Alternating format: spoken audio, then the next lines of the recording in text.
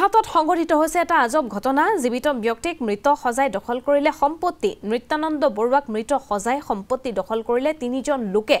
যোৰহাটৰ গন্ধিয়া গাঁৱৰ নিবাসী হৈছে নিত্যানন্দ বৰুৱা প্ৰায় 10 বছৰ পূৰ্বে নিজৰ নামত কৰি লৈছিল ঘৰ মাটি 2024 চনতে অৱগত হৈছে নিত্যানন্দ বৰুৱা তাৰ পাছতে ৰাজহ চক্ৰ বিষয়া কাৰ্যালয়লৈ তাতবাতি কাঢ়ি আছে লোকগৰাকীয়ে কিন্তু আজি পৰ্যন্ত কোনো ধৰণৰ সুদুত্তৰ নাপালে ব্যক্তিজনে অবৈধ থানাত লোকজনে দাখিল কৰিলে এজাহাৰ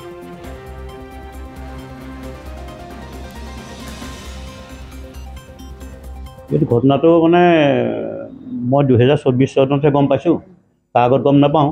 মই যেতিয়া জমাবন্দী কপি উলিয়াইছিলোঁ উলিয়াওঁতে এতিয়া দেখিছোঁ মোৰ মাটিখিনিত তেহেঁতি দখল কৰি পেলাই মই মৰিলোঁ বুলি দখল কৰি পেলালে এইটো 2024 চনতে মই গম পাইছোঁ আগত গম পোৱা নাছিলোঁ এতিয়া ৰাজীৱ বিজিত আৰু প্ৰদীপ তেওঁলোক মোৰ কোনো নহয় মোৰ ঘৰত আছিলে তেওঁলোকে ভাড়া হিচাপে আছিলে তেওঁলোকে আহি এতিয়া হেৰি কৰিলে মই এতিয়া কাগজ উলিয়াইছোঁ জমাবন্দী কপি উলিয়াওঁতে এতিয়া দেখিছোঁ সিহঁতৰ নাম হৈ গ'ল তাৰ লগে লগে মই SDC কমপ্লেইন দিছোঁ যে সিহঁতৰ নামটো কাটি পেলাই মোৰ নাম ভৰাব লাগে SDC মই আজি আপোনাৰ এবছৰ হৈ গ'ল SDC অফিচত অহা যোৱা কৰি আছোঁ তেওঁলোকে নটিচ দিছে 3বাৰ নটিচ দিলে মোক লাষ্টটো ডিচেম্বৰত নটিচ দিছে মোক ডিচেম্বৰত নটিচ দিওঁতে মই তেওঁলোকক ক'লোঁ কৈছে এতিয়া আমাৰ ইয়াৰ পৰা গ'লগৈ আপুনি SDC ছাৰক ক'লোঁ এতিয়া আৰু কিমান দিন লাগিব ছাৰে ক'লে বোলে তেতিয়া আপুনি হেৰিয়ালৈ যাওক ৰেভিনিউ ব্ৰাঞ্চলৈ পঠিয়াইছোঁ তাত আপুনি 8 নম্বৰ ৰুমত খবৰ কৰিব তাৰ 8 নম্বৰ ৰুমত মই খবৰ কৰি আছোঁ বহুত দিনৰ পৰা তেওঁলোকে হ'ব হৈ কৈ আছে আজিলৈকে হোৱাই নাই জীৱিত অৱস্থাতে আপোনাক মৃত সজাই দিয়ে আপোনাৰ নামটো নিত্যানন্দ বৰুৱা তেওঁলোক কোন হয় আপোনাৰতো একো নহয় আপোনাৰ নামৰ মাটি তেওঁলোকৰ নামৰে কেনেকৈ নাম জাৰি হ'ল সেইটোতো কথা সেইটো কাৰণে মই কমপ্লেইন দিছোঁ তেওঁলোকক সুধিছিলেন নাই আপুনি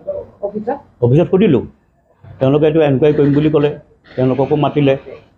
আৰু তেওঁলোকে আমি দখল কৰি আছোঁ বুলিয়ে কয় তেওঁলোকে আপোনাৰ নামৰ মাটিখিনি নামজাৰি যে কৰিলে সেই সময়ত SDC অফিচৰ আপুনি কাৰোবাক সুধিছিলে নে কেনেকৈ হ'ব পাৰে মই সুধিলোঁ তেওঁলোকে ক'লে এইটো আমি এনকুৱাৰী কৰিম বুলি ক'লে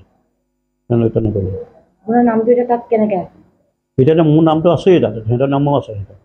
মৃত বুলি মৃত বুলি